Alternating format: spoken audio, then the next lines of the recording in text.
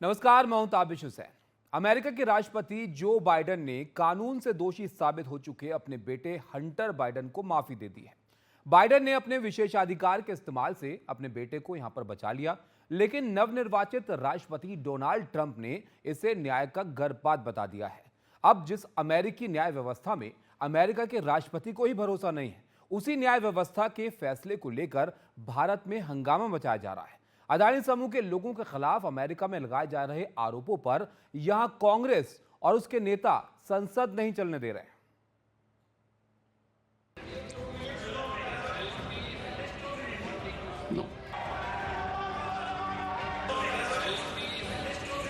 The House stands adjourned.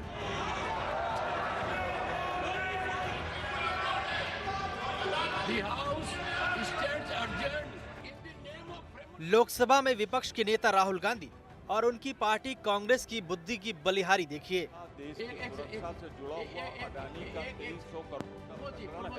जिस अमेरिकी कानून की धज्जियां अमेरिका के राष्ट्रपति जो बाइडेन ने ही उड़ा दिया, उस अमेरिका के एक आरोप पर राहुल गांधी और उनकी पार्टी ने आसमान सिर पर उठा रखा है। नतीजा ये हुआ कि संसद हर रोज ठप हो रही है, The House stands adjourned. जबकि अमेरिका के न्यायतंत्र की सच्चाई इन विशेषज्ञों से जान लीजिए। व्यंग की बात है कि क्या अभी ये निशाना लगा रहे हैं एक अदानी ग्रुप पे, और जब इनके कुछ चंद हफ्ते रह गए सरकार में, और जहां तक डिपार्टमेंट ऑफ जस्टिस का सवाल है, उसका तो आप देख ही रहे हैं। वो प्रेसिडेंट खुद कह रहे हैं कि वो नहीं ट्रस्ट करते वो डिपार्टमेंट को जब वो पावर में नहीं रहेंगे। तो क्या ये सियासी मामला नहीं है क्या? अमेरिका में धूप निकलने पर नई दिल्ली में छाता तान लेने वाले कांग्रेस के नेताओं ने अदानी पर लगे अमेरिका के अनर्गल आरोपों पर तो हंगामा मचा दिया। अब अमेरिका में कैसे कानून को सरेआम नीलाम किया जाता है, उसको भी उन्हें देख और जान लेना चाहिए। अमेरिकी राष्ट्रपति जो बाइडेन ने अपने बेटे हंटर बाइडेन को क्षमादान दिया है। अवैध तरीके से हथियार रखने और बंदूक मामले में हंटर दोषी पाए गए थे। टैक्स चोरी के 2 आरोप में उन्हें 17 साल की सजा सुनाई गई थी। वहीं अवैध रूप से बंदूक रखने का केस में 25 साल की सजा हुई थी। लेकिन बाइडेन की माफी के बाद अब हंटर को कोई सजा नहीं होगी। बाइडेन का कहना है कि उनके बेटे को गलत तरीके से मुकदमे में फंसाया गया था। बाइडेन का ये भी कहना है कि हंटर को उनका बेटा होने के नाते निशाना बनाया गया। President Joe Biden has pardoned his son Hunter following राष्ट्रपति जो बाइडेन ने टैक्स और बंदूक के आरोपों में सजा के बाद अपने बेटे हंटर को माफ कर दिया है। ये एक घोषणा है जो स्थिति को साफ कर देती है और ये सुनिश्चित करती है कि हंटर बाइडेन को सजा नहीं दी जाएगी। इस कार्रवाई में खास बात यह है कि व्हाइट हाउस ने कई हफ्तों के दौरान बार-बार कहा था कि ऐसा करने का राष्ट्रपति का कोई इरादा नहीं issue. था। President Biden has said that in looking at the facts of the case, जिस देश का राष्ट्रपति अपने देश की कानून व्यवस्था की ऐसी धज्जियां उड़ाता हो, उस देश की न्याय व्यवस्था का भगवान ही मालिक है। बाइडेन के इस फैसले से अब ट्रंप के पुराने फैसले को याद किया जा रहा है। जब राष्ट्रपति रहते उन्होंने 2020 में अपने दामाद के लिए भी यही किया था। ट्रंप ने अपने दामाद कुशनर जेरेड को माफी दी थी। कुशनर को 2005 में संघीय आरोपों में दोषी ठहराया गया था। कुशनर जेरेड की शादी ट्रंप की बेटी इवांका से हुई थी। लेकिन अमेरिका के नवनिर्वाचित राष्ट्रपति डोनाल्ड ट्रंप ने भी बाइडेन के फैसले पर सवाल उठाए हैं। ट्रंप ने सोशल मीडिया एक्स पर लिखा, क्या जो बाइडेन द्वारा हंटर को दी गई माफी में J6 बंधक भी शामिल है, जो अब भी कई सालों से जेल में बंद हैं। न्याय को कुचला गया और उसका ऐसा दुरुपयोग हुआ। जिस अमेरिका में लगे आरोपों पर राहुल गांधी सिर धुन रहे हैं, उस अमेरिका में कानून व्यवस्था को कैसे राजनीतिक नफे नुकसान के लिए तोड़ा मरोड़ा जाता है, उसको वो नवनिर्वाचित राष्ट्रपति डोनाल्ड ट्रंप के बयान से समझ सकते हैं।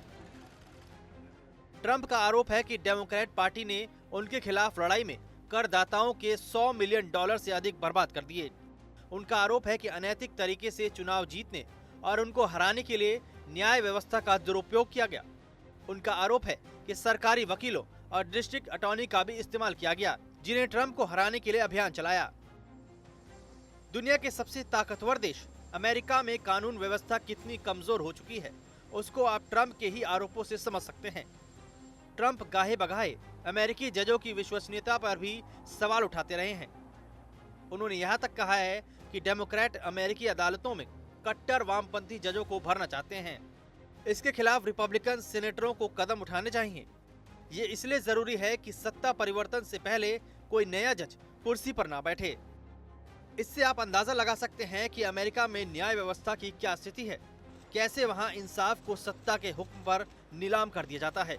लेकिन उसी अमेरिका की एक कोर्ट से बस अदानी का नाम आता है तो कांग्रेस और उसके नेता राहुल गांधी बगैर सोचे समझे बेबुनियाद आरोप लगाने लगते हैं और हंगामा करते हैं। Think Adani is going to accept the charges? Which world are you living in, brother? Obviously, he's going to deny the charges. The point is, he has to be arrested. The point is, he has to be arrested, as we have said.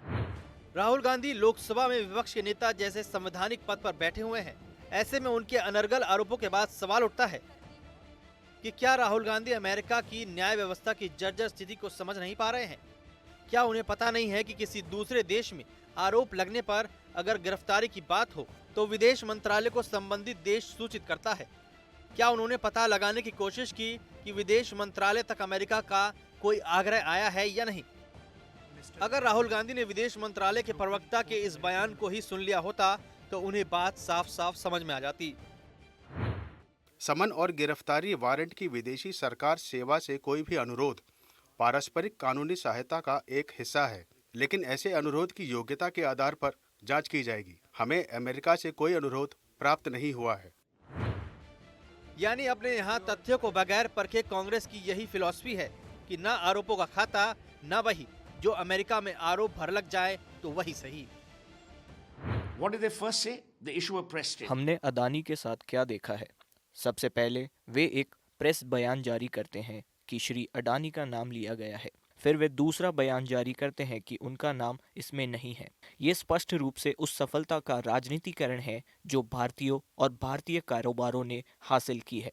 अगर अमेरिकी राष्ट्रपति सोचते हैं कि यह उनके बेटे के लिए अनुचित है, तो ये किसी भी भारतीय कंपनी के लिए कैसे उचित हो सकता है? Several Indians individually have been indicted in the United States.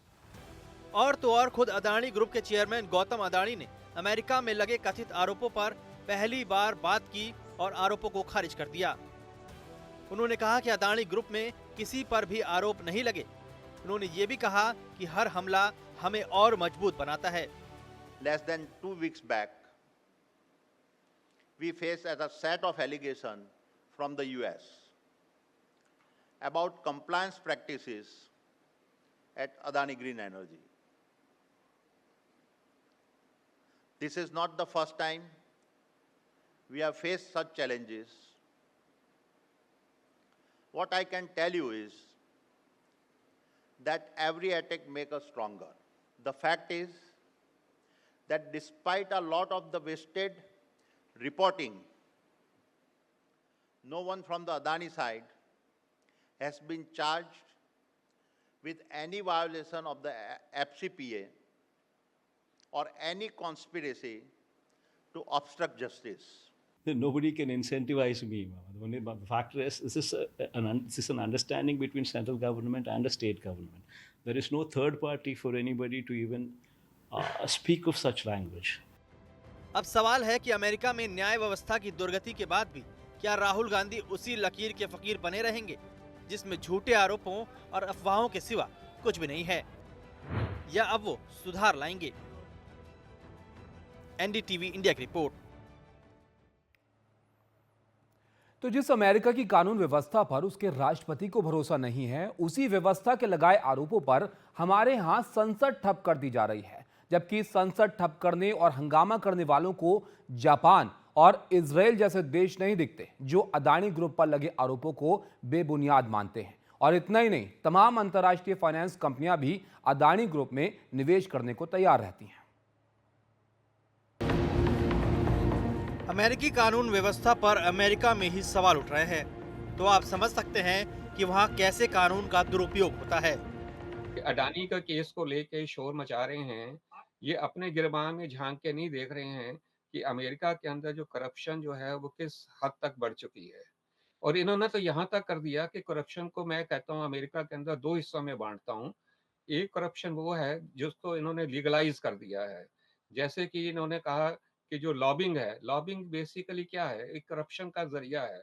Lobbying है, फंड रेजिंग है। मैं आपके इलेक्शन के अंदर फंड रेजिंग करता हूँ, जब आप जीत जाते हैं तो आप मुझे इन रिटर्न कॉन्ट्रैक्ट्स देते हैं, ये भी एक करप्शन है। वैसे अदानी ग्रुप के प्रोफेशनल रुख और पारदर्शी व्यवस्था के पक्ष में अमेरिकी कानून व्यवस्था पर सवाल दुनिया के कई देशों से भी उठ चुके हैं। इजराइल के राजदूत रुवेन अजहर ने भी अमेरिका में लगे आरोपों को दरकिनार कर दिया। उन्होंने जो कुछ कहा उसके मुताबिक इजराइल चाहता है कि अदानी ग्रुप उनके देश में निवेश करता रहे। इजराइल को अदानी ग्रुप पर कितना भरोसा है उसको आप इस बात से समझिए कि इजराइल के हैफा पोर्ट में अदानी ग्रुप की 70% हिस्सेदारी है। वहीं कई दूसरे इजरायली प्रोजेक्ट में भी अदानी ग्रुप का निवेश है। इसी तरह अगर नॉर्वे के एक राजनयिक और संयुक्त राष्ट्र पर्यावरण कार्यक्रम के पूर्व निदेशक एरिक सोलहिम ने अमेरिका पर सवाल खड़ा किया है। अगर कोई भारतीय अदालत ऐसा ही करे तो क्या होगा? अगर भारतीय अदालत अमेरिकी कारोबारियों पर आरोप लगाए तो क्या अमेरिका को मंजूर होगा? भारतीय अधिकारियों को घूस दिए जाने का कोई सबूत है ही नहीं, तो अमेरिकी मीडिया को इससे उठाना ठीक लगता है। एरिक का कहना है कि गौतम अदानी और सागर अदानी पर कोई आरोप नहीं है। यही बात भारत में भी कानून के जानकार कहते हैं। पहला चार्ज और पांचवा चार्ज इम्पोर्टेंट है। पहला चार्ज है कि अमेरिका का कानून जो करप्शन का कानून है, करप्शन विदेश का कानून, अमेरिका में नहीं बाहर, उस चार्ज में कई लोगों का नाम है, लेकिन ना अडानी का नाम है ना उनके नेफ्यू का नाम है। चार्ज नंबर 5 में जो चार्ज है कि न्याय के रास्ते में बाधा डालना, ऑब्स्ट्रक्शन ऑफ जस्टिस, जो एक सीरियस ऑफेंस हो सकता है, उसमें भी ना मिस्टर अडानी का नाम है ना उनके भांजे का नाम है। अलग अलग देश ही नहीं बल्कि कई अंतर्राष्ट्रीय वित्तीय कंपनियों ने अदानी समूह में अपना भरोसा जताया है। अबू धाबी की इंटरनेशनल होल्डिंग कंपनी ने कहा कि अमेरिका में लगे आरोपों के बावजूद समूह पर उसका भरोसा कायम है। अप्रैल 2022 में IHL ने अदानी ग्रीन एनर्जी और अदानी ट्रांसमिशन में 50-50 करोड़ रुपए के निवेश किए। कंपनी ने अदानी एंटरप्राइजेज में $100 करोड़ का निवेश किया। IHL के अलावा श्रीलंका पोर्ट अथॉरिटी ने भी अदानी समूह के साथ साझेदारी में अपना भरोसा जताया है। वहीं कोलंबो टर्मिनल के लिए समूह का $100 करोड़ का निवेश है और श्रीलंका ने कहा है कि वो इसे जारी रखेगा। इसी तरह तंजानिया सरकार ने भी कहा है कि अदानी समूह के साथ उसका समझौता चलता रहेगा। इसी साल मई में तंजानिया और अदानी समूह के बीच दार एस सलाम पोर्ट को ऑपरेट करने का 30 साल का रियायती समझौता हुआ है। वहीं अंतर्राष्ट्रीय निवेशक फर्म GQG ने भी बयान दिया कि अदानी ग्रुप के फंडामेंटल मजबूत हैं, इसीलिए अमेरिकी आरोपों से ग्रुप पर खास असर नहीं पड़ेगा। सारी दुनिया अदानी ग्रुप के कामकाज के तरीके की सराहना करती है, लेकिन राहुल गांधी अमेरिकी अफवाहों को हवा देने में मशगूल है। कहीं ये भारत के विकास को रोकने की साजिश तो नहीं है?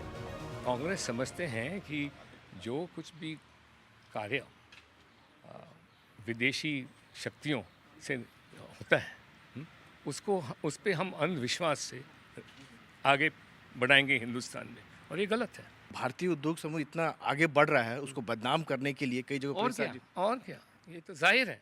बार बार आप एक ही ग्रुप को टारगेट कर रहे हैं जिसने इंडिया के जो स्ट्रेटेजिक इंटरेस्ट है वो बहुत आगे बढ़ाया है। इसीलिए सवाल राहुल गांधी पर है कि वो देश के विकास को रोकने की साजिश वाली चाल को कब रोकेंगे। Bureau report, NDTV India.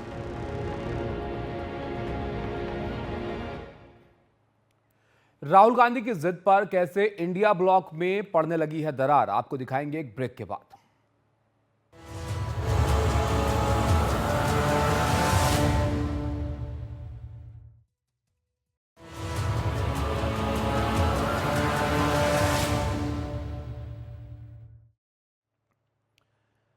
तो अदानी ग्रुप पर राहुल गांधी के बेबुनियाद आरोप और हंगामे का असर अब इंडिया ब्लॉक पर पड़ने लगा है, बल्कि कहिए कि टीएमसी के रुख से इंडिया ब्लॉक में दरार जो है वो दिखने लगी है यहाँ पर, क्योंकि टीएमसी जो है वो अपना अलग रुख यहाँ पर इख्तियार कर रही है। टीएमसी जनता से जुड़े मुद्दों पर चर्चा चाहती है। दरअसल यहाँ पर हुआ ये कि आज खड़गे के साथ इंडिया ब्लॉक के नेताओं की एक बैठक थी, जिस बैठक में संसद में विरोध की रणनीति बनाने के लिए जो खड़गे साहब हैं उन्होंने ये बैठक बुलाई थी। जो विपक्षी पार्टियों के सांसद हैं उनको इसमें शामिल होना था, लेकिन इंडिया ब्लॉक की इस बैठक में टीएमसी के जो नेता हैं वो पहुंचे ही नहीं। टीएमसी ने अपने आप को अलग यहां पर कर लिया। तृणमूल कांग्रेस ने बैठक से दूरी बनाकर यहां पर ये संदेश जो है वो दिया है कि उसे गैर जरूरी मुद्दों पर संसद ठप करने में दिलचस्पी नहीं है इस खास कार्यक्रम में। इसके साथ यहां पर फिलहाल इतना ही, और सारी खबरों के लिए आप देखते रहिए एनडीटीवी इंडिया। नमस्कार।